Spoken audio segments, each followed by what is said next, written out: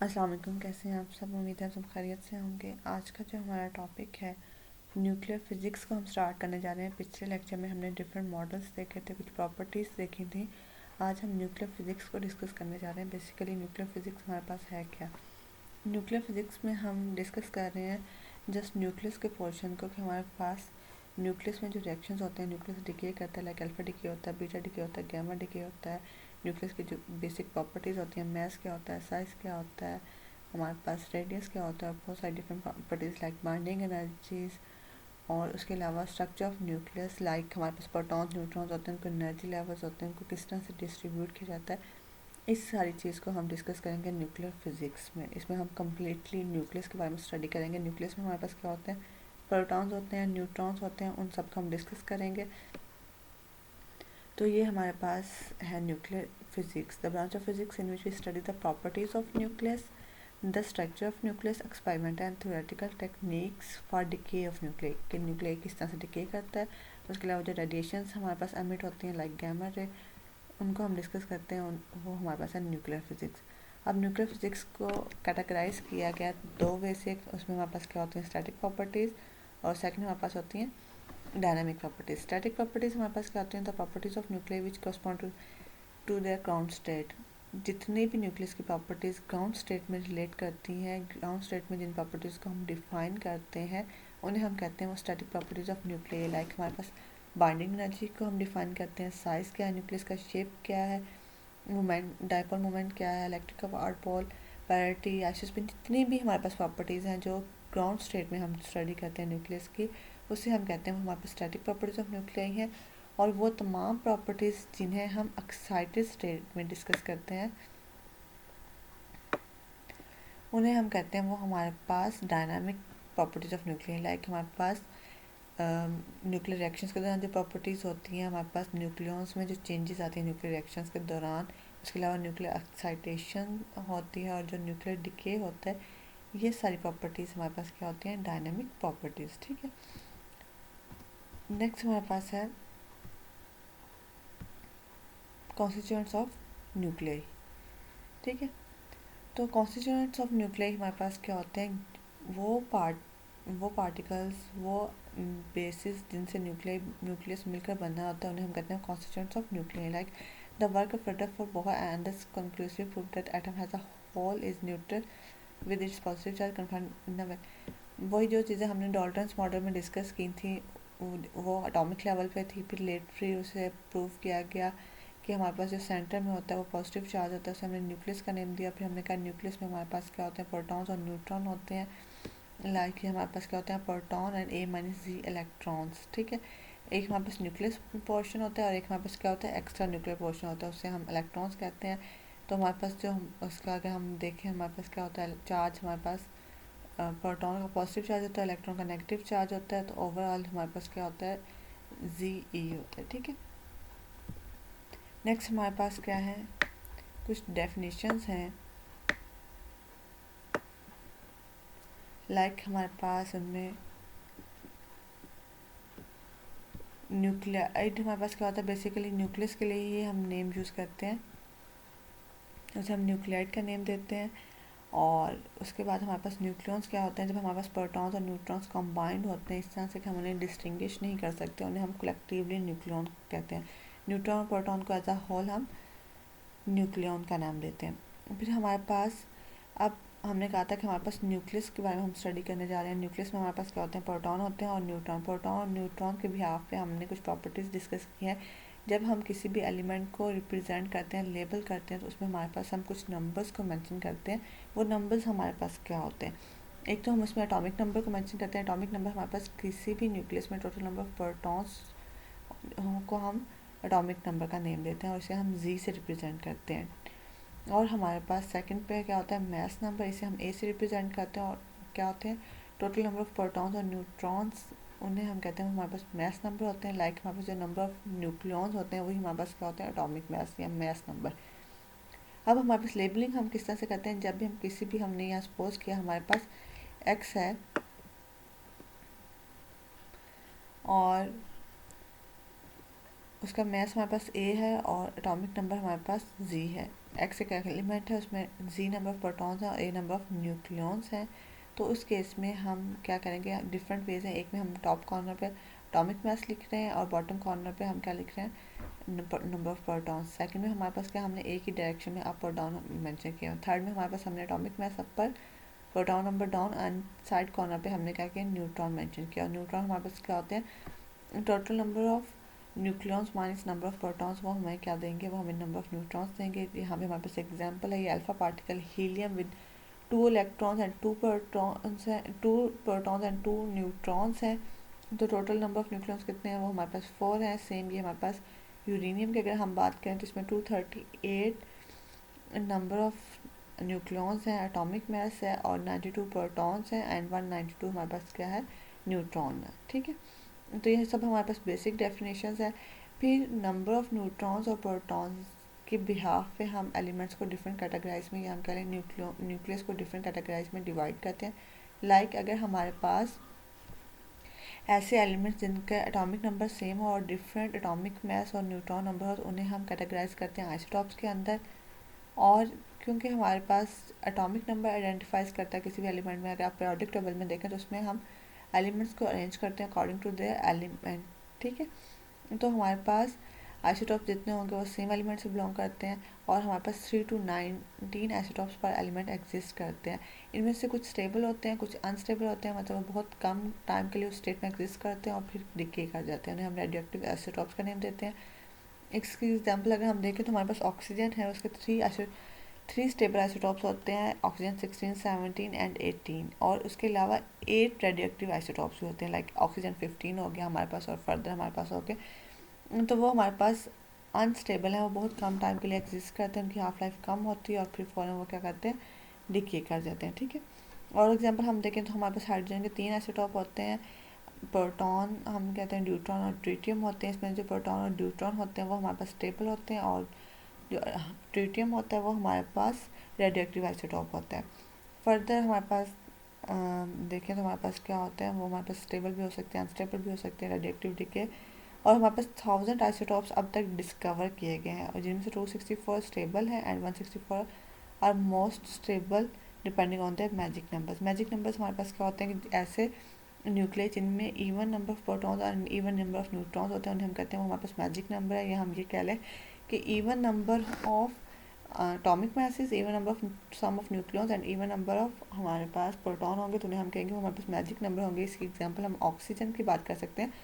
Oxygen 16 को अगर हम देखें तो उसमें 8 नंबर ऑफ प्रोटॉन्स होते हैं, 8 नंबर ऑफ न्यूट्रॉन्स होते हैं और 16 टोटल होते हैं, तो वो भी हमारे पास क्या होते हैं, मैजिक नंबर्स होते हैं। हीलियम की अगर बात करें तो उसमें क्या होता है, हमारे पास 4 होते हैं टोटल और 2 दोनों इवन है, तो ये हमारे पास मैजिक नंबर्स होते हैं। ठीक है, अब हमारे पास क्योंकि आइसोटॉप्स को हम कैटेगराइज करते हैं on the behalf of atomic masses, उनके एटॉमिक नंबर सेम होते हैं तो वो सेम पोजीशन में लोकेट करते हैं पीरियोडिक टेबल में। हम उन्हें केमिकली डिफ्रेंशिएट नहीं कर सकते, उनकी केमिकल प्रॉपर्टीज सेम होती हैं, हम उन्हें डिफ्रेंशिएट कर सकते हैं on the behalf of their physical properties. और इसके लिए हम जो यूज़ करते हैं उसे हम मास स्पेक्ट्रोग्राफ, एक टेक्निक है, उसे हमने नेम दिया मास स्पेक्ट्रोग्राफ का। ठीक है, अब जो आइसोटॉप्स की टर्म जो in the term was first coined by Sodde.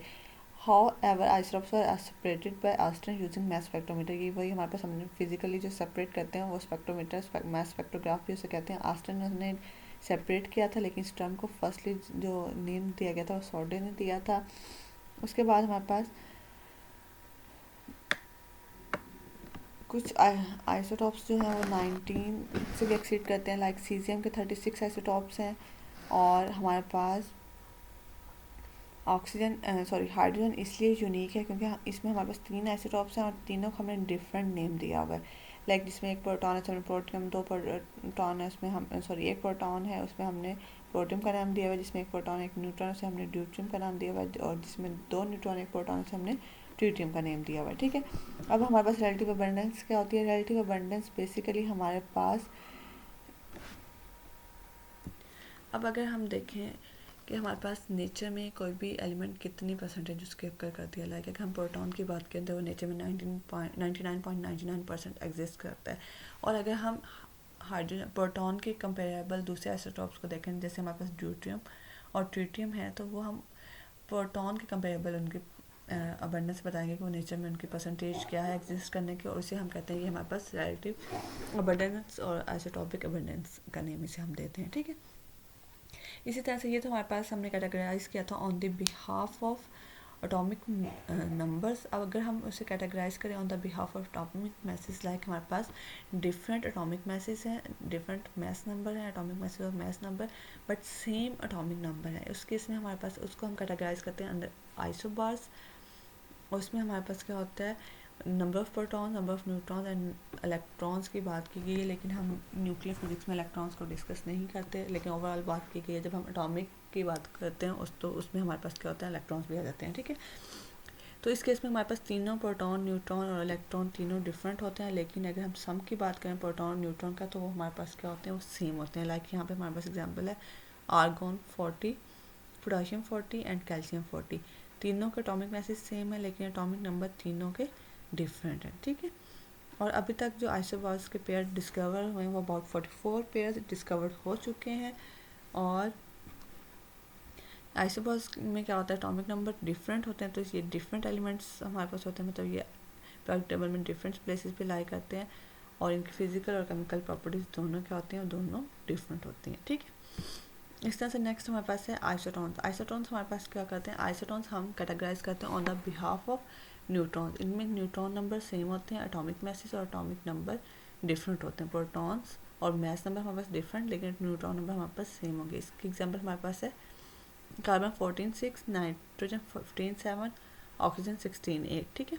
अब अगर हम इसमें डिफरेंस फाइंड आउट करें, न्यूट्रॉन्स नंबर फाइंड आउट करें, तो हमारे पास क्या होता है a माइनस जी, मतलब 14 - 6 कितना होता है 8, 15 - 7 8, 16 - 8 8। तो हमारे पास नंबर ऑफ न्यूट्रॉन्स तीनों में क्या है, सेम है, इसलिए हमने इन्हें कैटेगराइज किया अंदर आइसोटॉन्स, ठीक है।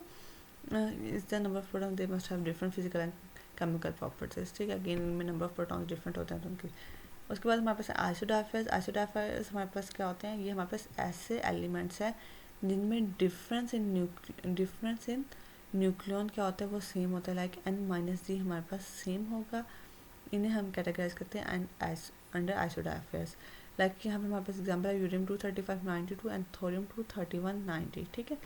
तो इस प्रकार अगर हम डिफरेंस फाइंड आउट करें n-d, ये हमारे पास एटॉमिक मैस है, ये हमारे पास एटॉमिक नंबर है, तो पहले हम क्या करेंगे, न्यूट्रॉन नंबर फाइंड आउट करेंगे। 235 - 92 ये 123 आया, इसका हम देखेंगे 271 - 90 तो 121 आया। अब न्यूट्रॉन नंबर 121 आ गया इसके, और इसके न्यूट्रॉन नंबर 123 आ गया। इसके प्रोटॉन नंबर 92 है और इसके 90 है, तो हम न्यूट्रॉन नंबर और प्रोटॉन को माइनस करेंगे तो 31 एंड 31।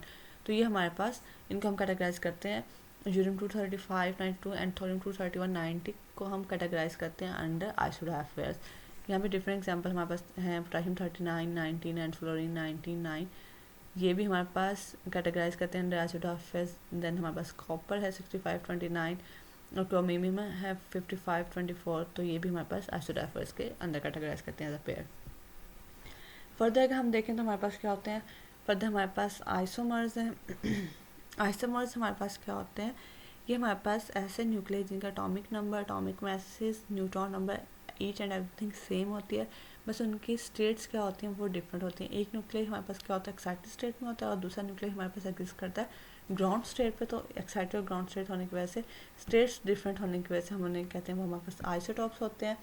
और ये डिस्कवर किए थे ऑटो हॉर्न ने डिस्कवर किए थे, और इसकी रीजंस क्या है कि हमारे पास different states of different energy होती है दो स्टेट्स की। अगर एक हमारे पास ग्राउंड स्टेट में, एक एक्साइटेड स्टेट में, तो दोनों की एनर्जी क्या होगी, डिफरेंट होगी। और अगर हम हाफ लाइफ की बात करें तो हमारे पास जो ग्राउंड स्टेट पे न्यूक्लियर एग्जिस्ट करेगा तो वो मोस्ट स्टेबल होगा as compared to the nuclear in excited state. उसकी हाफ लाइफ कम होगी एक्साइटेड स्टेट वाले की, और ग्राउंड स्टेट वाले की हाफ लाइफ क्या होगी, ज़्यादा होगी। तो इस बिहाफ पे हम लोगों ने नेम दिया है आइसोमर्स, ऐसे न्यूक्लियर जो जिनकी स्टेट्स या एनर्जी डिफरेंट होगी उन्हें हम नेम देते हैं सेम न्यूक्लियर जिनकी एनर्जी डिफरेंट होगी उन्हें हम नेम देते हैं वो हमारे पास आइसोमर्स होते हैं। और अब तक 70 pairs of nuclear isomers discovered हुए हैं। और मोस्टली ये होता है कि हमारे पास गैमा एमिशन इससे रिलेट करता है, और इसकी हमारे पास क्या होता है 10⁻⁴ सेकंड और लेस देन के अंदर करता है, और न्यूक्लियर क्या होता है ग्राउंड स्टेट में शिफ्ट हो जाता है, ठीक है। उसके बाद मिरर न्यूक्लियाई हमारे पास क्या होते हैं, ये हमारे पास ऐसे न्यूक्लियाई, ऐसे पेयर होते हैं न्यूक्लियाई के जिनमें प्रोटॉन न्यूट्रॉन नंबर इंटरचेंज होते हैं, मतलब वो एक दूसरे के रिफ्लेक्ट कर होते हैं। जितने नंबर ऑफ प्रोटॉन होंगे एक न्यूक्लियाई के, दूसरे के उतने ही नंबर ऑफ न्यूट्रॉन होंगे, और एक के जितने नंबर ऑफ न्यूट्रॉन होंगे दूसरे के उतने ही नंबर ऑफ प्रोटॉन होंगे। लाइक हमारे पास एल्यूमिनियम 2713 है और सिलिकॉन 2714 है। कि हम इसको देखें 27 माइनस 13 14 आएगा, और 27 माइनस 14 कितना आएगा 13। तो जितने नंबर ऑफ न्यूट्रॉन सिलिकॉन के हैं उतने एल्यूमिनियम के प्रोटॉन नंबर हैं, और जितने एल्यूमिनियम के न्यूट्रॉन नंबर आएंगे उतने सिलिकॉन के क्या है, प्रोटॉन नंबर है। ठीक है, तो ये हम लोगों ने कुछ प्रोटॉन और न्यूट्रॉन्स के नंबर भी के बिहाफ पे, मतलब वो सिमिलर होते हैं कुछ केसेस में, कुछ केसेस में डिफरेंट होते हैं। तो इस बिहाफ पे हम लोगों ने डिफरेंट कैटेगराइज किए हुए एलिमेंट्स को हमने उन्हें डिस्कस किया है आज के लेक्चर में। उम्मीद आपको क्लियर हो गया होगा। कोई क्वेश्चन हुआ तो आप पूछ सकते हैं। अल्लाह हाफिज़।